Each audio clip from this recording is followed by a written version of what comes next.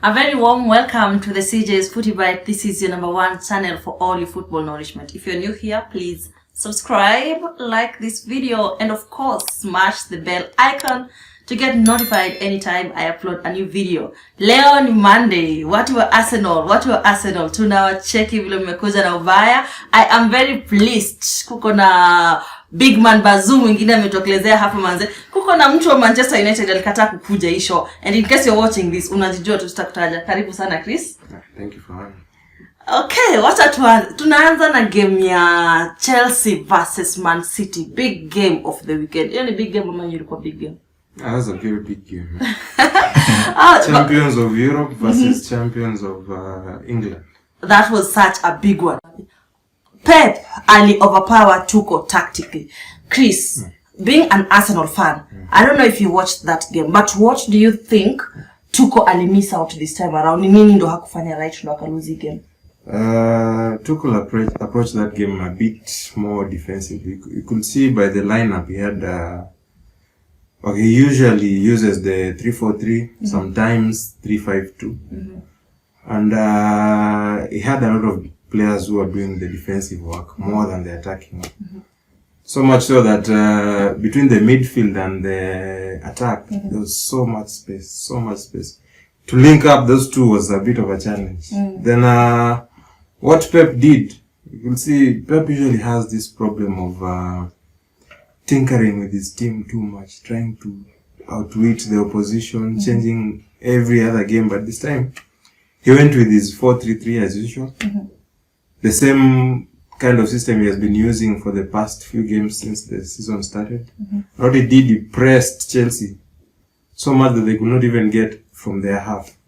And their movement was brilliant, so that Chelsea could not get out of their half. They were so pinned back that they could not attack. And that was the tactic that he decided to use this time, as opposed to the 3 other times that Tuchel beat him. And it worked. Okay, they say you can never beat a master twice. So, Tuchel amepiga Pep. Mara mbili, right? 3 times. 3 times. This was the 4th time wanakutana. And then, you see, like you're saying, Man City walikuwa wana press.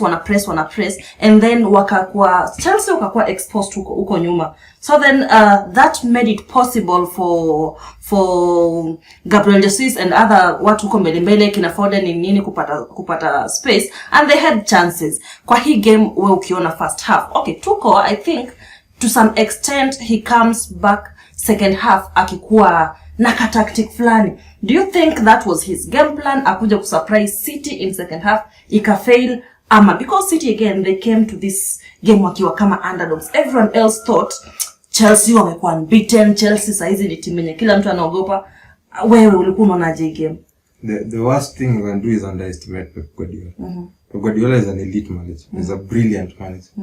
He usually has the tactics. He has the brilliance and the intelligence to outmatch his opponent. And this time, he decided to do just that. What he did he ensured that Chelsea could not play. That's what he did best. And then he pinned them back. And because Chelsea could not come out of their half and could not link up with Lukaku and Werner, he ensured that the team was in control. And we had some very good performances, particularly from the defense and from City's defense and midfield, particularly Bernardo Silva was really good in that game. And we had also Grealish and Jesus. They really did well on the wings. They kept Azpilicueta and Alonso pinned back. And now with the movement City have when they are playing in your half and the way they move, now that Chelsea could not get out, Tuchel could not implement his plan now. Exactly. He couldn't. He was just trying to ensure that his team was in the game. And then when the goal came, well, not really out of brilliant play, just a well-controlled ball from Jesus, then slotted it in before the team. It wasn't a matter of individual brilliance or something. No. Okay, watu wa Chelsea, I think hii mtatuambia hapa kwa comment section below. Lukaku hakukuwa. And definitely it's because walikuwa wameshikwa sana. And again Lukaku is a striker. Kama hakuna hiyo supply of balls, of course hakuna vile ataweka. Pale mbele kulikuwa na Vana. Ule msemo mwenye nasemanga hata kwe 1-on-1 na goal post pekee kama hakuna goalkeeper haiza iweka, but thanks to God you must have kuna Lukaku and you can. But again meeting a team like Manchester City, hata Lukaku huyo alikuwa toothless dog too, sorry to say, but yeah, it is what it is. One thing about Chelsea was that after City scored, Chelsea tried to they substituted Kante for Havertz. So they tried to play a bit more because now they were being overpowered in midfield, and they had only two strikers who were trying to occupy Diaz and Laporte. So now they bought three. They are now having three players up top. The game opened up a bit more, and you will see that after City scored, Chelsea tried to play, and they did really well for a while, but and pinned City back for a bit. But now it also opened up the game, because you could see also after that, City also had a few counter attacks, but largely Pep was in control. The entire game. Having come to this game, unakuja kukutana na ile team yenye of course walikupiga Champions League, and kila mtu it's the team that is just, let me say, the top of the town. So this was very, very, very good for Man City. Unashangaa ni aje walidraw na Soton, unajua, alafu Soton went ahead to be beaten by Wolves. But again Premier League ni ngumu, vitu zinakuanga tu unpredictable. Wacha tusonge tuangalie tuone Manchester United versus Aston Villa. That is why shabiki sugu wa Manchester United amekosa kukuja kwa hii show, because nilikuwa na mtu wa Arsenal na waliweka, by the way, Chris. Hii game ya Manchester na Villa. Bado Villa hawana Grealish saa hizi, na like nilisema kulikuwa na wamekona Leon Bailey. Huyu mtoto ako tu on fire. But again kwa hii game Leon Bailey alipick injury last game, so hakukuwa. But Manchester United really struggled. Your thoughts? I think the main criticism for Manchester United is usually, up to now, Ole has not yet managed to make that team play as a team. You could see the way Chelsea and Man City played. They usually play as a team. They are one unit. Yes. For Man United, that is their biggest challenge now. There's a lot of individual brilliance, which is not bad. Yeah. Which is not bad, because you have Bruno, really good player. You also have Ronaldo now. Top world class, Pogba, top class. Yeah. But now this game, sometimes you meet a difficult side, and Villa is really a difficult side. The way they are set up, the way they have been since last season, they really had a good team from last season, and I think they have continued with the same momentum. And you will see how they defended and how they attacked. Yeah. It was a really tight match, decided by the slightest of margins. Okay. Now, these people argued out that the Villa goal was supposed to be an offside. But according to my own understanding, your game ilikuwa, you guys know that I support Manchester United, but that was a legit goal, right? Because ilitoka from, was it a corner? Yeah. From a corner. Huyu mtu mwenye wana claim, I don't remember who it was, atalikuwa offside position, wasn't in any way interfering with the goal scoring opportunity. So watu wa Manchester United, tusianze Kiswahili nasemanga kulia ngoa or something, like giving an excuse. That was a clean goal. So according to you, Chris, una hiyo goal ilikuwa legit ama vile watu wanasema it was bad officiating? I think it was a legit goal. Could not from a corner, when you want to cry foul about an offside from a corner, maybe the defense could have done better.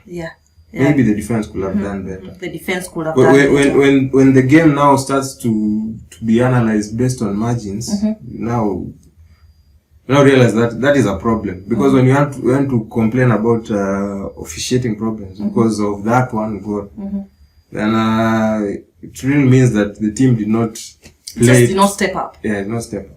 But again, unajua, bad officiating has been a thing. But in this case, Manchester United fans, we lost. Nilikuwa nataka kusema you nikakumbuka, also one of you guys. We lost this team. We were beaten fair and square. There's no excuse about that. Now, we come to the penalty incident. Ronaldo wanted to take at the penalty. Bruno wanted to take the penalty, and Bruno ended up missing out on the penalty.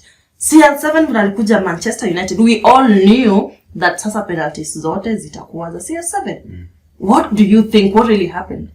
I think it has not yet moved from being Bruno's team to Cristiano's team. It's still Bruno's team, so Bruno is still calling the shots. You think so? If I was Bruno and we have a last minute penalty to secure a draw or a point, if I was Bruno, I'll give Cristiano that penalty. But because I'm sure Cristiano will put it in. There was a game, Champions League game, Real Madrid versus Juventus, and it was 3-3 on the balance. So the game was supposed to go to extra time, and there was a last minute but controversial one for Real Madrid. Took a long time before it was given. Now the pressure was there. Last minute, last kick of the game. If you score this, Real Madrid are through. I think that season they also won the part of the three-peat. They gave Ronaldo because the team was Ronaldo. Ronaldo scored and Real Madrid went through.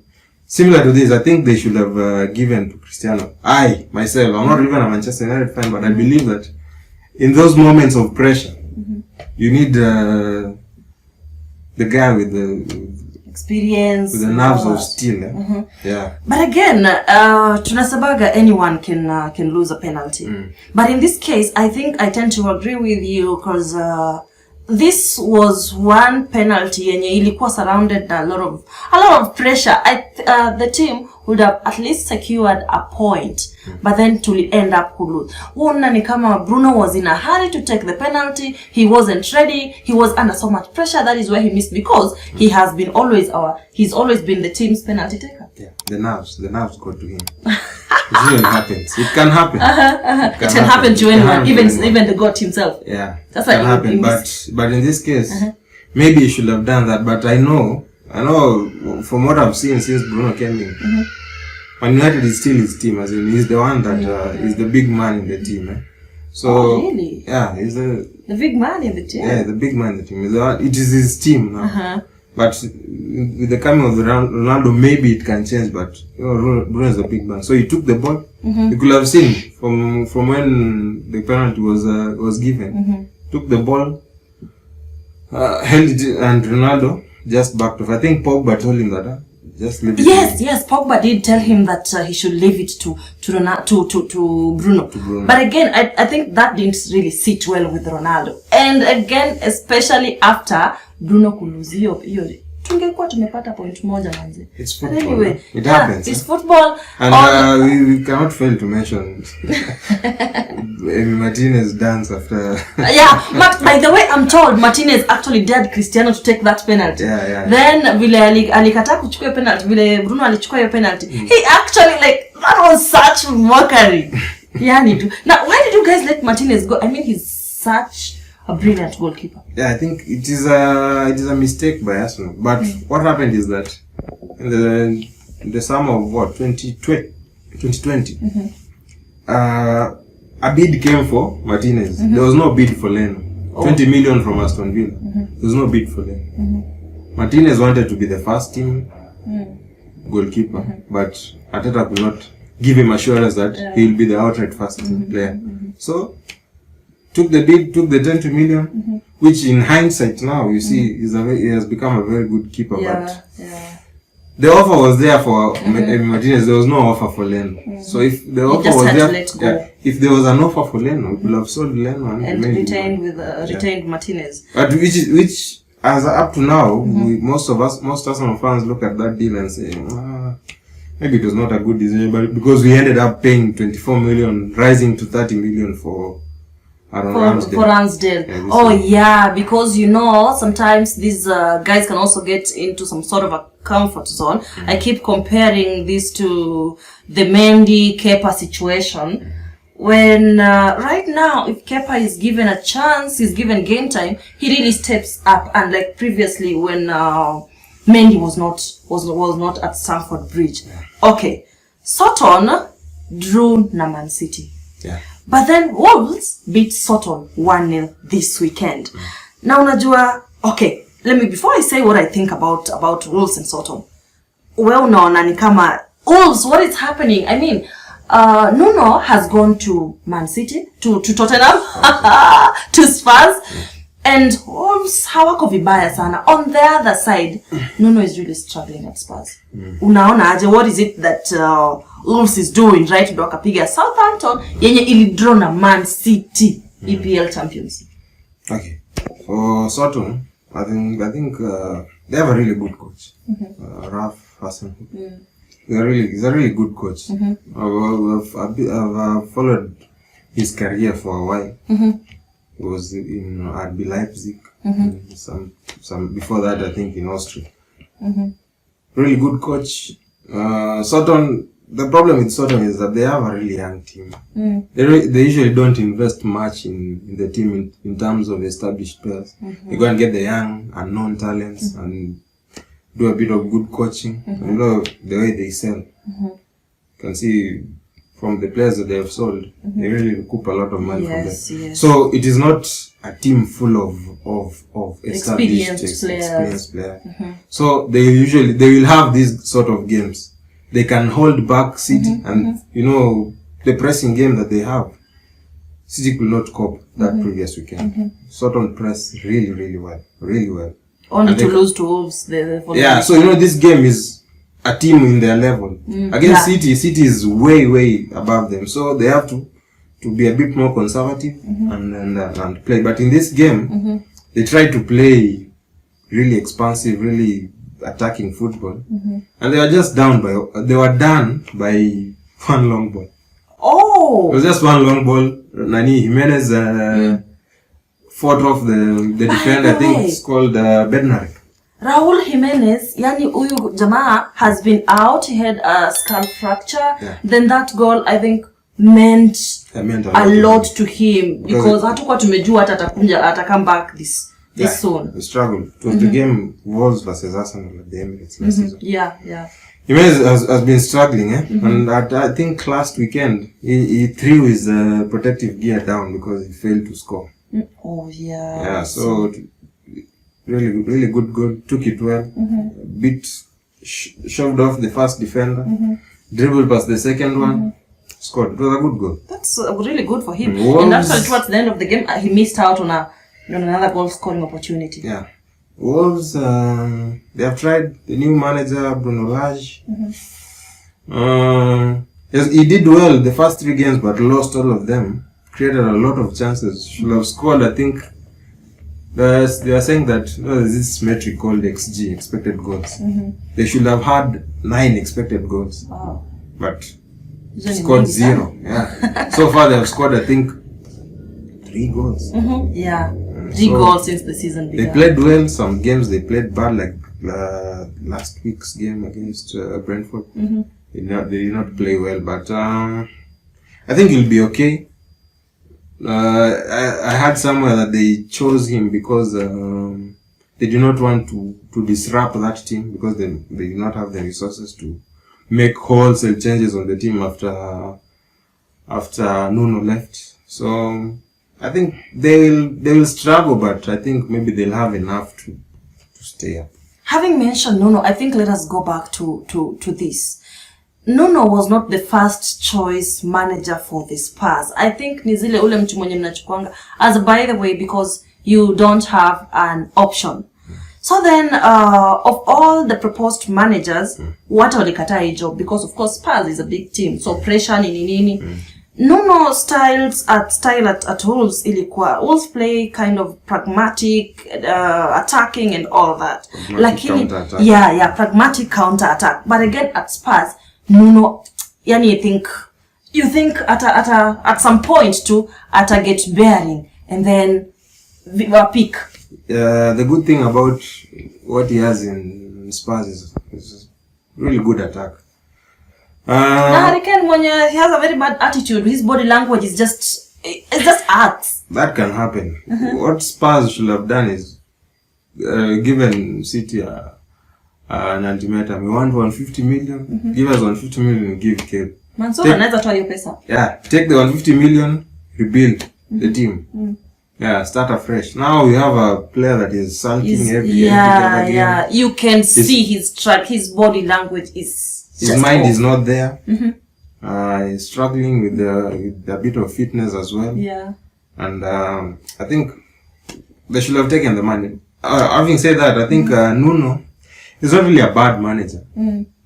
I think he doesn't have the charisma to manage a team like Spurs. Yeah, I think maybe his playing style at Wolves was a bit more, as you said, pragmatic, counter-attack. But you know, with a team like Spurs, you go into a game, most games in the league, as the favorites. Yes. So you're supposed to dictate the tempo, how you play, and get the result. But you know, at Wolves, that was not usually the case.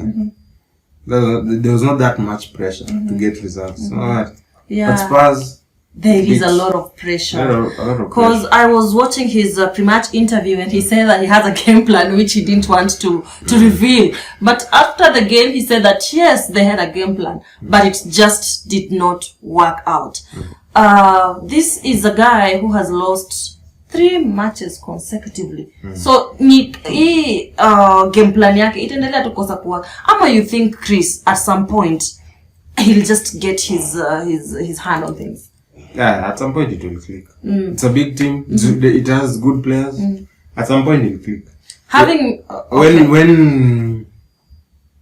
when Harry Kane accepts that whatever happened has happened. Exactly. It'll click. I think they have very good. They have the attack. They have the 2 of the best attackers in the Premier League in Kane and Son.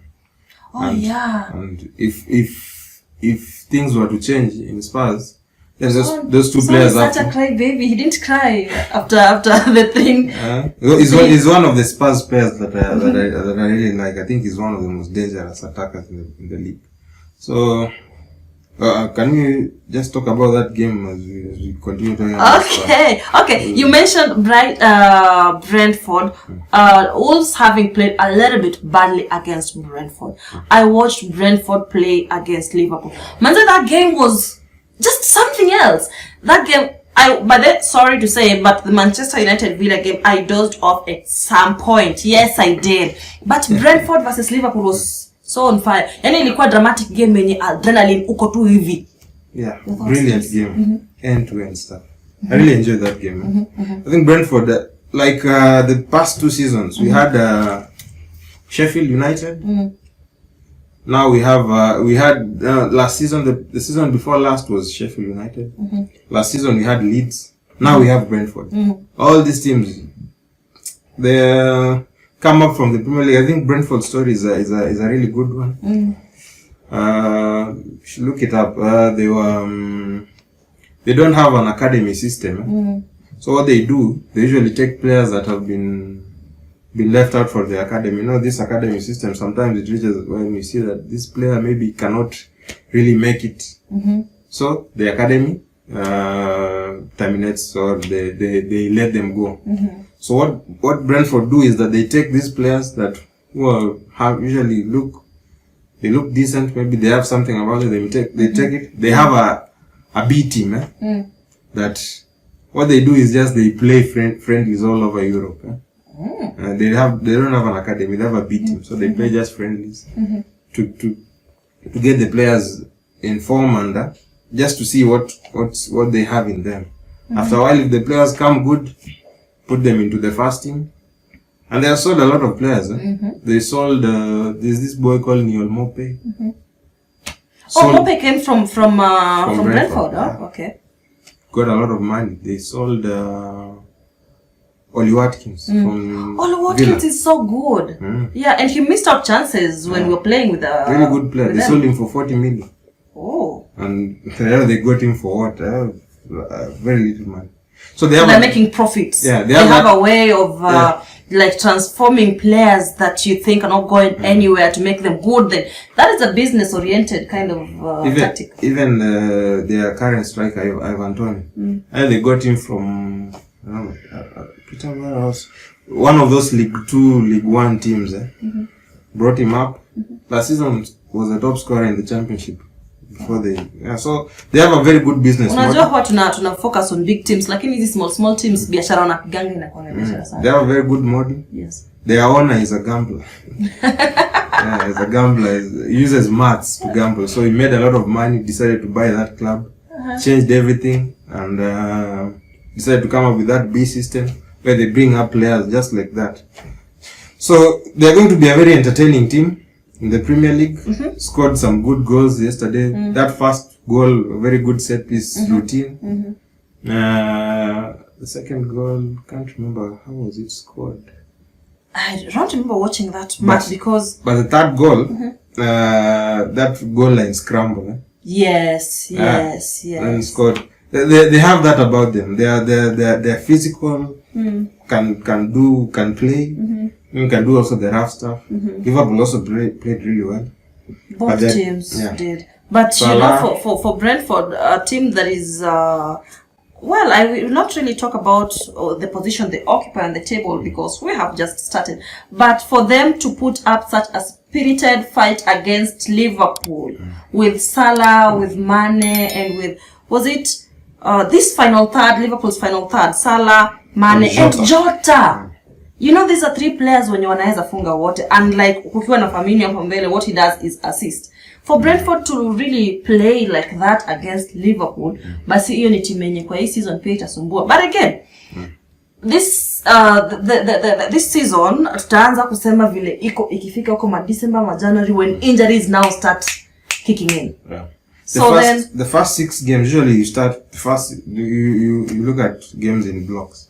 The first 6 games, then first 10, then after that now we wait till December. Usually the best metric for looking at these teams is that the first 6 games. After 6 games you start to get an inkling of how teams are. Then after 10 games you get a good idea. Then in December now you see the real picture. From then you'll see you get to know these ones they won't make it. These ones they'll survive. These ones are winning the title. These ones have a chance in top 4. And then a few teams will surprise you in that run between January and May. There'll be 1 or 2 surprises, but most of the things you'll start seeing them by December. You'll have like 60 to 70% of the picture. Having said that, after around December, you will be able to tell a team that has a chance, a team that will survive. Yeah. What can you say about your team? Do you think? Okay. Do you think you'll have a chance in top 4? You guys are always building a team for the future. Is the future here? Let's talk about the game first. Okay. Last game, by the way. Last game is... one thing on Brentford versus Liverpool before we go to that. I think Jota is a very good buy for Liverpool. Yes. What usually puzzles me is the way he's very good at heading the ball. Usually gets those chances in the box, and usually puzzles me because both times we played Liverpool last season, he scored headers against us. I can't really understand. Both headers? Yeah. He's really a good player, good attacker, scores goals. He has that goal threat that Firmino has, but it's not really as potent as Jota's. He's a good option. And they got him from Wolves? Yeah, from Wolves. 45 million, I think. Oh. Yeah, it was a good buy. I think Salah also scored 100 goals in 150 appearances. So this final third, Salah, Mane, and Jota is just something else. It's bad news. Yeah, that's a very good attacking trio. Liverpool will also be there amongst the title contenders. The only challenge is that they have not faced the more difficult teams that maybe finished in the top 6, top 8, or top 10. So we are yet to see how they'll fare against that. We know Chelsea have faced a couple of difficult games, but they're still there in the title talk. So when you see the run of games they have between now and December, you see that Chelsea maybe have an easier run compared to maybe Liverpool and Man City. So it's Liverpool. I think we are yet to see, but whatever we are seeing so far, It's good. Van Dijk looks good, maybe, but yesterday their defense was really tested. So if they have days like that, they have more days like that instead of keeping clean sheets and the likes, then maybe have a bit of a problem. The clean sheet masters wanakuaga Chelsea, but then it's now a forgotten story. Final game of the weekend. North London derby. Yeah. Arsenal versus Tottenham Hotspurs. Yeah. Ndio hiyo timu yako sasa. Yeah. For those who don't know me, I'm a strong Arsenal supporter. So I think we played really well, really well. 3-1, a bit flattering, but Spurs didn't really show up. They didn't. Yeah, Arsenal played really well first half. Our academy boys, Emil Smith-Rowe and Bukayo Saka, they really understand this. You know, this North London derby is a big game. It's one of the best derbies in England. I think yesterday they were saying it is the 100-year anniversary. Yesterday, so it goes way back. It's one of the biggest derbies in the country. Yeah. So Arsenal really played well. Those good goals from Emil Smith-Rowe to open up the account. Bukayo Saka was immense. Played really well. Then the second ball, the counter. Maybe there's an issue there about Xhaka. Maybe had fouled Højbjerg, but it's 50-50. So if something is 50-50 and the ref says there's nothing wrong, you play on. That was a good counter and a good goal by Oba. Yeah. The celebration. But then, Chris, Really nice. People say that Arsenal versus Tottenham Hotspur is a rivalry that dates back uko kitambo. Like yesterday was a 100th anniversary or something. But then Arsenal really stepped up. You guys banged goals for the first time this season. I think that is in EPL, that is. Hii ndo game yenye mmeka bao mingi kabisa, if I'm not wrong. What some people say that, well, hiyo tu ni rivalry, it was just Tottenham, this is like moto ya makaratasi, and you guys are going to go back to factory settings? Not really. I think the first 3 games we had a difficult teams, and the condition also was not good. We had a lot of players who were out. Thomas Partey, Gabriel, those are injured. Then COVID, we had the COVID situation. Ben White was out with COVID, Oba, Lacazette. So we didn't really have the team. The team that really invested, it was not there. It had not taken shape. But after the international break, you have seen that the team was completely different. The team that played the first 3 games and the team that played before the international break and the team that played the next 3 games that we have played after the international break, completely different. So we needed that. We needed to see our team. The money that we spent a lot of money. We spent the biggest spenders. Yeah, we needed to see that team, and we are seeing it now, and that is why we have won. This is just one game. You are seeing it now. We have seen that team since the international. We won against Norwich. It's the same team. Norwich is a small team. Yeah, you need to beat what is ahead of you. Building the team for the future. That is what football is. Usual. Yeah, you need to beat what is ahead of you. We beat Norwich. Beat Burnley. Beat Burnley. 1-0. Yeah. Beat Spurs now. Same team. It's just the same team. So we are starting to see. Last season we had a big problem that we did not really have a constant first 11. But in these 3 games that we have played, we have literally had like 9 out of 11, 10 out of 11, the same team. So I don't want to say that, maybe I don't want to what do we call it? Count our chickens before they hatch. But we are slowly rebuilding our team. We are getting a rhythm. We want to see the connections, the chemistry between the players, and we'll see the good side and the bad side, because this team it's still very young. I think the average age yesterday was 24 years old. Those are young, very young. How old is Oba? Oba is 32. But he was the oldest in the squad. Oba Partey and Xhaka. But he really stepped up yesterday, and like all the previous games, and as the oldest guy in the team, I think he gave it his all, and we actually saw that he was in total control of the game. Now, having said that, you're trying to rebuild a team, get the rhythm, find the chemistry between the players and all that. And even as all this goes on, you think Arteta is still the right guy for you? Ama ile hashtag Arteta out imeisha jumepiga Spurs? At the moment, listen, even if I say that Arteta is the guy or not the guy, it doesn't really matter. Because the club has decided to back him. And they say that he is the man. He's the man to take the club forward. So whether I say he's the man or not, doesn't really matter. Count. So what I want, I really want him to do well. Because if Arteta does well, the club does well. If the club does well, I'm a happy man. And you know, like the rest of us, we really want him to flop because we are like sailing in the same thing. Yeah, so I just hope that he does well. Whether he's the man to take us forward or not, that is not for me to decide. You just remain optimistic. Yeah, I'll just support the team. That's my work as a fan. To support the team in good and bad times. And hope that he does well. If he does well, team does well. Everyone is happy. If he does not do well, because I think they have not really given him a new contract yet. So I think maybe they want to see how he does with this investment that they have given him this season. Yeah. And it will be positive.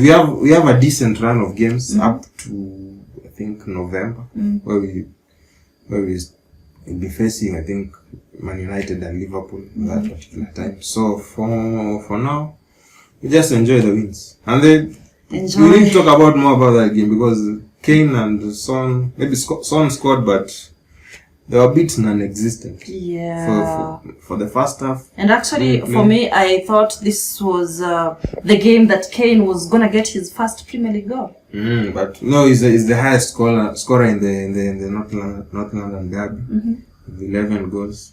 But he has not scored the past. I think the last game he scored was when they beat us 2-0 under Mourinho.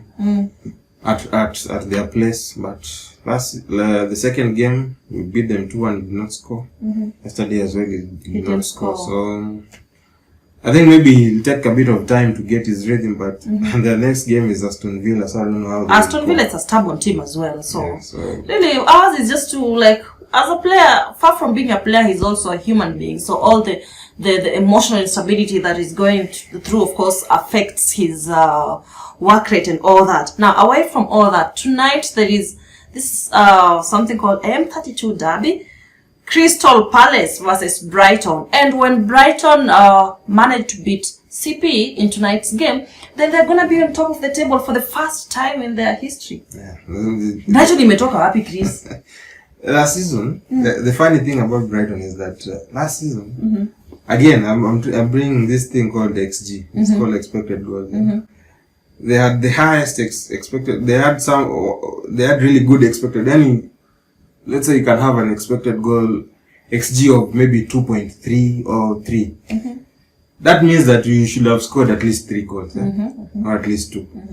But for them, they had that high XG, but they were not scoring goals. So they were creating very good chances, getting in very good position, and they were not scoring. That's why they struggled really last season. This time around, they've been really clinical, scoring from the chances that they create regularly. So that's why they are where they are. They have a very good chance of going top with 15 points if they win today. But no, this is the Premier League. Well, when you have that opportunity, there's a lot of pressure. And That's true. Maybe Vieira will spoil their part today. But you never know. They can beat Crystal Palace because football. They have a very good manager. It's called forgetting his name. The Brighton manager, really good manager. Really well coached team. Very good talents. They have a very good midfielder. Bissouma. It's Bissouma. So I'm really looking forward to this one. I don't think I have watched any of their matches since the league started because again, mi sijui schedule likuaje because you just find that lots of games have been like put together, so it makes it, you have to like prioritize your needs, which one you're gonna watch. Now, as a quick run on some few games. I think maybe we should be nearing to the end of this show, but even before we do, I want you to give me your prediction. on the, like, how the final table is gonna look like at the end of the season? I know it's difficult because we've just started, but well, if you are to judge based on the different teams' form as things are right now. I think that what I cannot give the exact positions, but I think the top 4 will remain as it was last season. I think top 2 between Chelsea and Man City. Liverpool? I'm not really sure. I'm not really convinced about Liverpool yet. I'll wait to see until December because we also have the AFCON. Yeah. Their main goal threat is Salah and Mane. So we wait to see until December. They'll come December, January.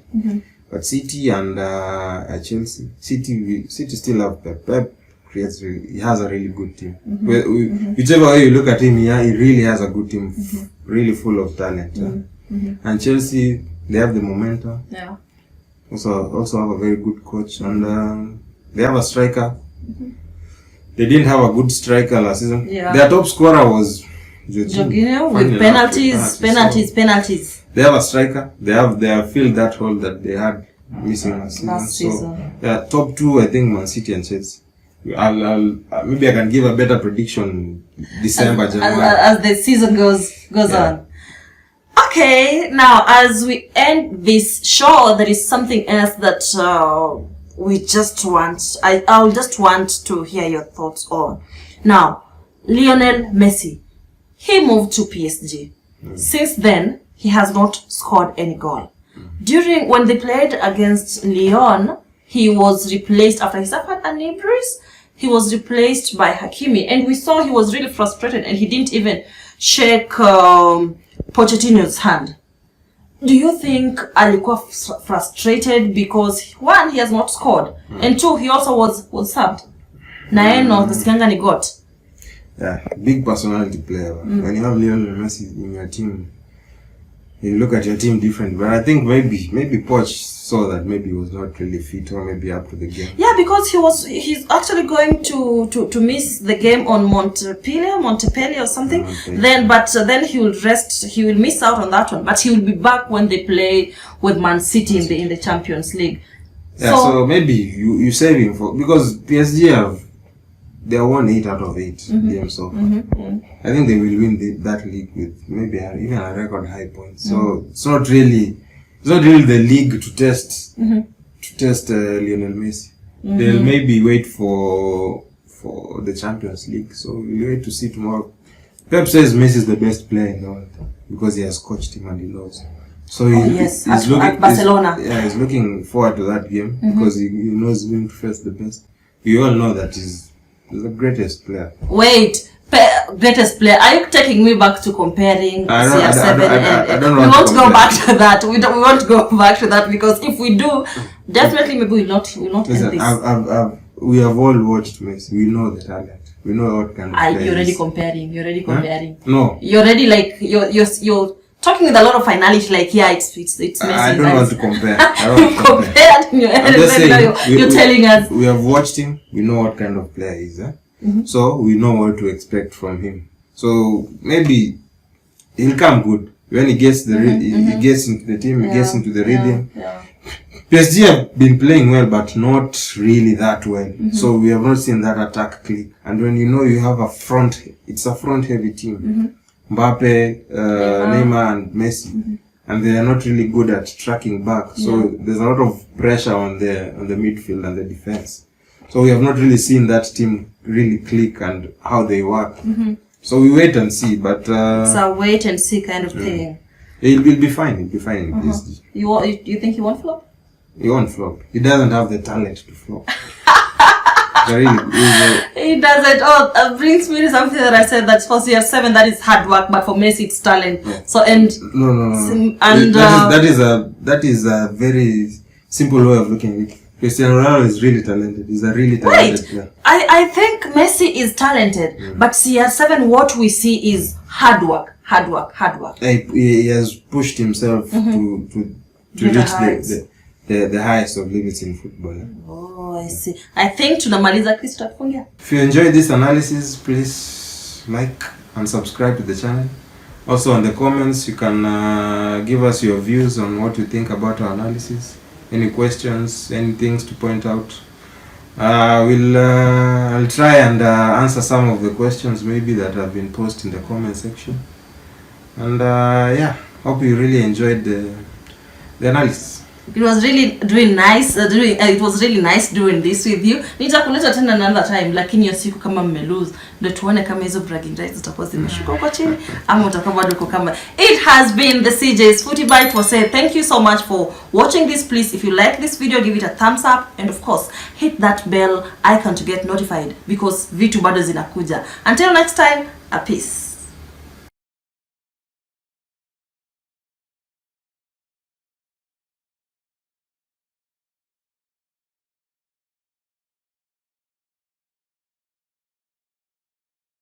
So